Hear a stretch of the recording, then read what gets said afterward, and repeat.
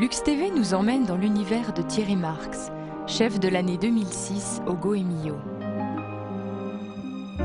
Le maestro de la gastronomie nous invite à une mise en bouche exceptionnelle au Cordélian-Bage.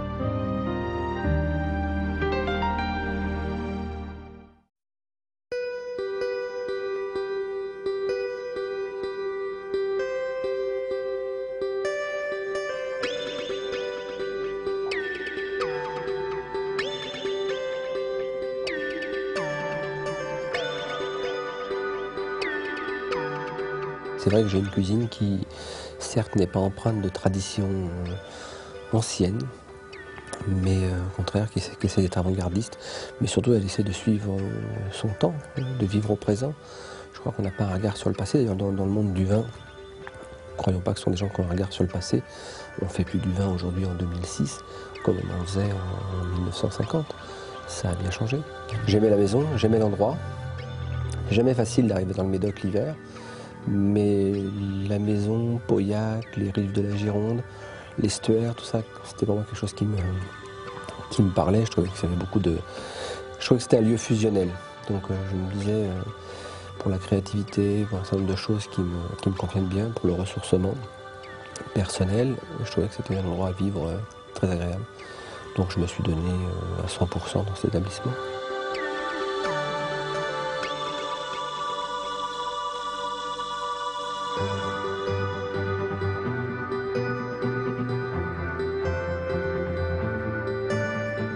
Si on part sur les champagnes, on a à peu près de 100, 120 à 130 champagnes différents. Sur les Bordeaux, on a des références entre 5 à 800. Et sur les autres régions, à peu près 250, voire 300 références. Donc la cuisine du chef est une cuisine qui a beaucoup de saveurs, des combinaisons de goûts. Donc le champagne coïncide très bien avec la cuisine du chef. Et après, sur les vins rouges, il y a également des belles associations. Actuellement, en ce moment, un petit peu mon coup de cœur, c'est un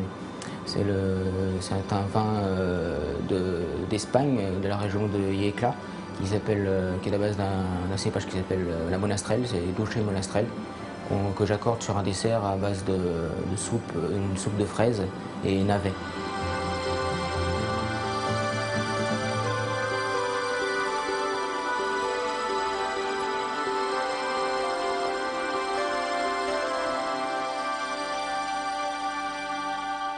Il est vrai qu'il y a une certaine époque, la cuisine française avait une place très très très large sur la planète. Aujourd'hui, elle doit partager cette place avec tous les continents, parce que sur tous les continents, vous trouvez des chefs d'exception. Donc voilà, le débat, il est plus franco-français, il est mondial. On a eu la chance d'avoir des aînés qui ont ouvert la voie, en partant de Paul Bocuse, Pierre Troisgros, Michel Guérard, Sandrin, et d'autres, qui ont ouvert une voie énorme, une voie royale, pour que nous, on puisse aujourd'hui continuer à progresser dans ce métier et sur toute la planète. Je crois que tout va bien pour la cuisine française.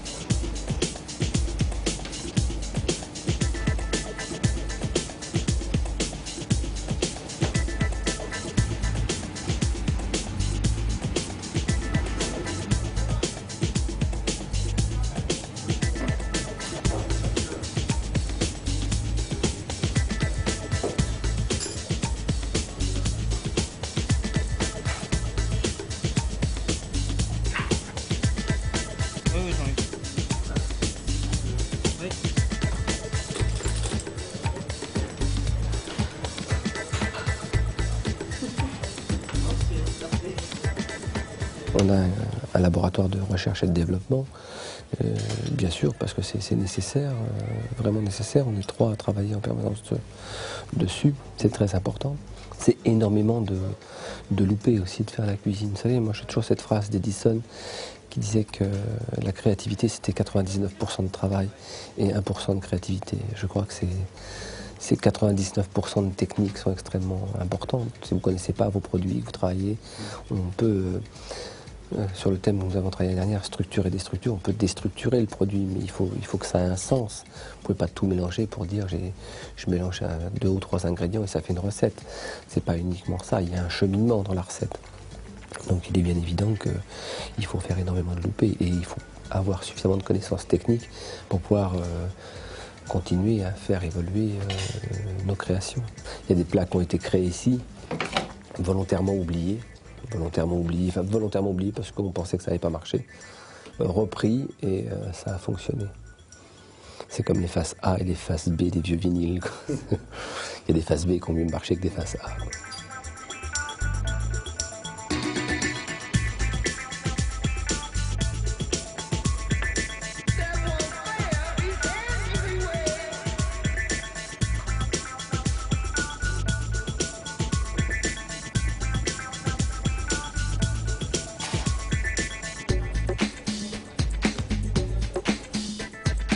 C'est rarement devant le fourneau. Ça commence au marché, ça commence par rapport au produit, ça commence en marchant des fois, et puis en réfléchissant à un produit, en passant devant un étalage. Dans la littérature, vous pouvez être inspiré par une phrase, une approche d'un produit à telle ou telle époque. Et voilà, moi les voyages m'aident beaucoup à la créativité. L'Asie m'inspire beaucoup, le bord du Mékong m'inspire beaucoup, je veux dire Vietnam, Laos, Cambodge, Thaïlande, ce sont des pays d'inspiration énorme. Et puis le Japon, bien entendu, là où il y a une telle valorisation du produit que ça ne peut pas laisser indifférent à la créativité, c'est bien évident. Le dessin me plaît, la photographie me plaît, je veux dire. Donc tout ça, ce sont des moments d'inspiration très forts.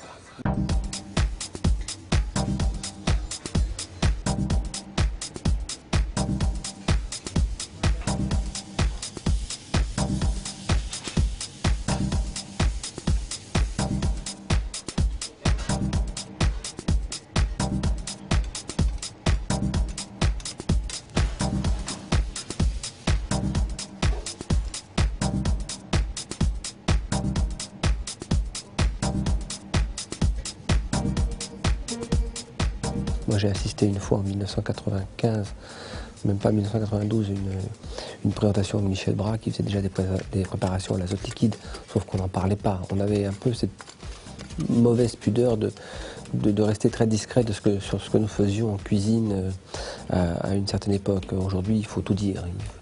Il y a 20 ans, vous ne pouviez pas dire que vous utilisiez un congélateur. Maintenant, il faut dire que vous utilisez de l'azote liquide, ça fait moderne. Or que le froid, je veux dire que c'est le même, mais donc c'est à peu près la même attitude. Ce sont des outils très pratiques. Vous savez qu'une purée de pommes de terre cuite en moins de 5 minutes au micro-ondes. À une époque, il fallait presque une heure pour faire une purée de pommes de terre. Donc voilà, c'est aussi notre temps qui fait ça. Il y a un siècle, on envoyait une lettre par la poste et elle mettait 4 jours. Aujourd'hui, on envoie un email.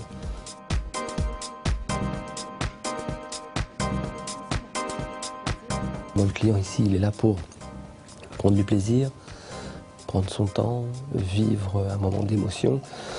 C'est tout ce que j'ai à lui proposer. Maintenant, derrière, comment j'arrive à cela, c'est mon problème à moi, cuisinier et technicien et créateur, que j'utilise de l'azote, une cuisson au micro-ondes, une cuisson par concentration, par basse température.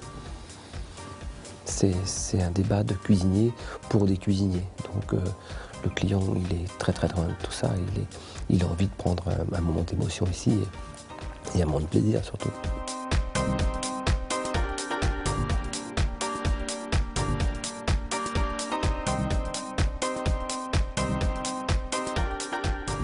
La cuisine, c'est vraiment une idée, une notion de partage, de plaisir et de bonheur. C'est de toucher le cœur de l'autre. Mettez-vous à faire la cuisine pour quelqu'un, vous verrez comme vous allez rentrer très rapidement en contact. Et quand je dis faire la cuisine, ça peut être aussi de faire cuire 2 œufs durs. Mais le fait de partager un moment très privilégié de faire la cuisine pour quelqu'un fait que vous rentrez en contact très rapidement avec lui et que vous obtenez sa confiance assez facilement. Donc moi, le mot de la fin de la cuisine, c'est toujours celui-là. C'est pour toucher le cœur des autres.